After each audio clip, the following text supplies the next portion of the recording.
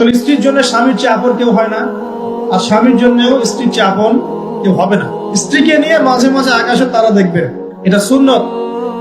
স্ত্রীকে নিয়ে রাত্রেবেলা একটু হাঁটাহাঁটি করেন, গল্প গুজব করেন, সুন্নত। অনেক সুন্নত কিন্তু উঠে গেছে এখন। মাঝে মাঝে খেতে বসবেন, একটা প্লেটে খায়েন, একটা প্লেট, বড় প্লেট, এক প্লেটে খাওয়ার অভ্যাস করেন।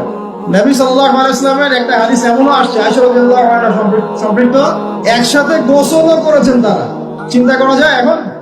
একসাথে গোসলও করেছেন। আয়েশা রাদিয়াল্লাহু আনহা বলতেন যে আমার হাতের সাথে নবী সাল্লাল্লাহু আলাইহি ওয়াসাল্লামের হাত টাচ লাগতেছিল পানি নেওয়ার সময়। আমরা কারাকারি করতেছি পানি নেওয়ার সময়, কে আগে পানি নিবে। ইসলাম এর মধ্যে সবকিছুর সমাধান নাই।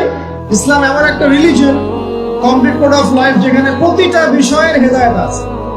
এমনকি পরিবারের এই ছোট ছোট বিষয়গুলো, স্ত্রীকে মাঝে মাঝে হাতে খাইয়ে দিবেন, সুন্নত, নেকি পাবেন।